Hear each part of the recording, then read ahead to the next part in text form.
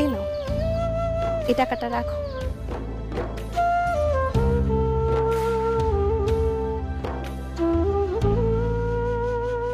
টাকা?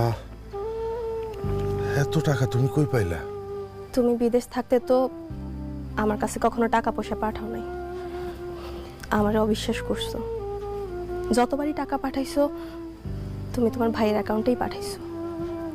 মাঝে মধ্যে যে 2-3 হাজার টাকা আমার হাত খরচের জন্য দিতা, ওই খরচ থেকে টাকা বাঁচাইয়া আমি একটা ডিপিএস করছিলাম। আর আজকে ডিপিএসটা ভাঙছি, ডিপিএস থেকে এই 1 লাখ টাকা পাইছি। এই 1 লাখ টাকাটাই তোমারে দিলাম আমি। তুমি এই 1 লাখ টাকা দিয়া ছোটোখাটো একটা ব্যবসা করার চেষ্টা করো, দেখবা আল্লাহ তোমার ব্যবসার উন্নতি করব। তোমার চোখে পানি কেন? তুমি কাঁদতেছো কেন? সারা জীবন আমি তোমার অবিশ্বাস করছি। আমার স্ত্রী থাকতে আমি আমার ভাইরে বিশ্বাস করে তার অ্যাকাউন্টে টাকা পাঠাইছি। আমি ভাবছিলাম আমি যদি আমার বউয়ের অ্যাকাউন্টে টাকা পাঠাই তাহলে আমার বউ হয়তো সেই টাকা নিয়ে পালায় যাইব।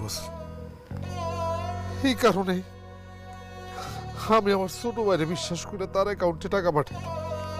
আমি যারে বিশ্বাস করলাম সে আমার বিশ্বাসের মর্যাদা রাখে নাই। আমার এতগুলা টাকা সে খাইয়ে ফেলাইলো। আমার এত কষ্টের টাকা, আমার টাকায় কেনা জমি আমার নামে না কিনা সে তার নামে কিনা ফেলছে। আমারে সংসার থেকেও আলাদা করে দিল। অথচ তারা আমি এত বিশ্বাস করতাম। আমি যারা অবিশ্বাস করে গেছি, আমার স্ত্রী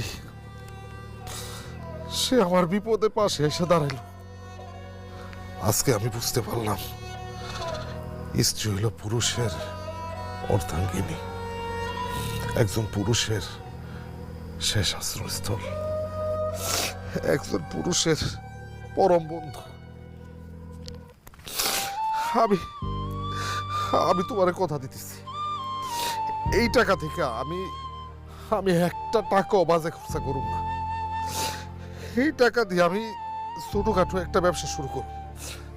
ইনশাল্লাহ আমার ব্যবসাটা এই ছোট ব্যবসা থেকে একদিন অনেক বড় ব্যবসা হইব।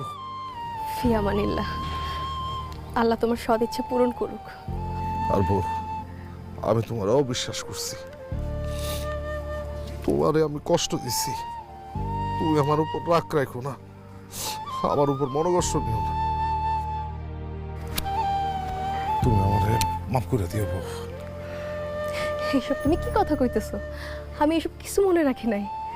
এসব চিন্তা বাদ দিয়া চলো আমরা নতুন করে আবার শুরু করি।